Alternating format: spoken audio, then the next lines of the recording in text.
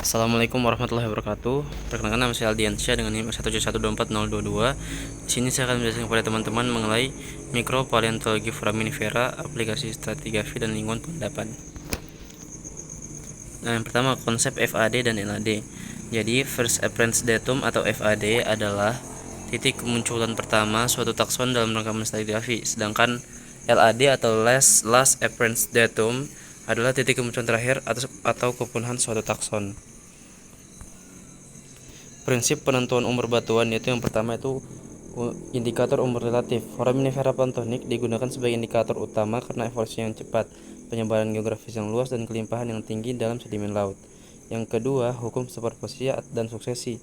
Penentuan umur dirasakan pada urisan vertikal fosil. Faunal succession, lapisan batu yang lebih tua berada di bawah menyimpan mikrofosil yang muncul lebih awal dalam skala evolusi. Korelasi skala waktu global, biozonasi foraminifera dikorelasikan dengan skala waktu geologi MA, batas kemunculan FAD dan LAD. Biozonasi dan fosil index. Nah, kriteria fosil index yang baik adalah yang pertama itu penyebaran geografis yang luas, kisaran biostratigrafi yang pendek, lalu mudah dikenali. Tipe-tipe zona bionasi. Tipe-tipe zona biozonasi. Yang pertama ada zona kisaran, itu ditentukan oleh kemunculan awal hingga akhir dari satu takson tertentu. Yang kedua, zona kumpulan berdasarkan asosiasi atau kumpulan dari beberapa jenis fosil yang khas. Terus, apa standar klasifikasi biozonasi foraminifera? Yang pertama adalah zonasi massa kapur, didominasi oleh kelompok Globotruncana. Pembagian zona didasarkan pada kemunculan awal FAD spesies kunci dalam tatanan stratigrafi global. Yang kedua adalah perbandingan geografis, zona tropis, keanekaragaman tinggi, evolusi cepat, standar utama skema Blow. Lalu yang kedua adalah lintang tinggi, spesies lebih toleran dingin, korelasi menggunakan zona alternatif. Lalu bagaimana alur kerja laboratorium mikropaleontologi? Yang pertama itu ada preparasi sampel dengan pembersihan material sedimen menggunakan teknik pencucian dan penyaringan slaving untuk memisahkan mikrofosil dari matriks batuan induk.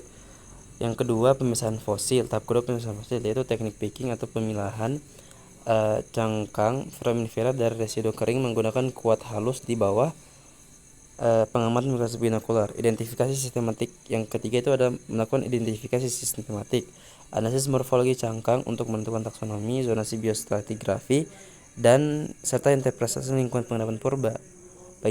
Terus bagaimana melakukan identifikasi lingkungan pengendapan?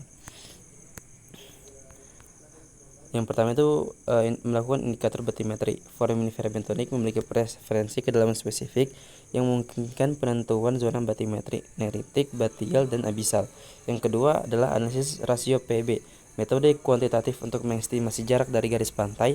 Rasio planktonik cenderung meningkat seiring bertambahnya kedalaman dan jarak ke laut lepas. Rasio sama dengan P per P tambah B dikali 100%. Nah, yang ketiga adalah parameter ekologi, kondisi fisik air laut. Masa lampau dapat diidentifikasi melalui kumpulan spesies yang sensitif terhadap perubahan lingkungan. Terus ada zonasi kedalaman laut dan biofasies. Intertidal dan neritik, paparan benua 0 sampai 2 meter, area dengan kelimpahan cahaya dan nitrogen tinggi, salinitas stabil dari keluar, dominasi bentuk cangkang kasar. Batial hingga abisal, lereng benua hingga dasar laut 200 meter sampai 4000 meter, tekanan tinggi, suhu rendah. Zona batial 200 sampai 2000 meter, zona abisal di bawah 2000 meter. Himpunan biofasies, indikator lingkungan pengendapan spesifik berdasarkan spesies penciri, dangkal dan batial.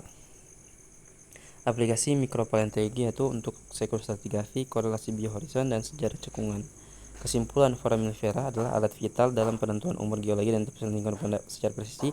Aplikasi metode FAD dan LAD dan biozonasi memberikan kerangka waktu yang akurat untuk korelasi stratigrafi antar sumber dan singkapan. Lalu integrasi data mikropaleontologi sangat penting dalam meminimalkan risiko dan memastikan keberhasilan eksplorasi sumber daya bumi. Sekian dari saya, terima kasih atas perhatiannya. Saya ucapkan assalamualaikum warahmatullahi wabarakatuh.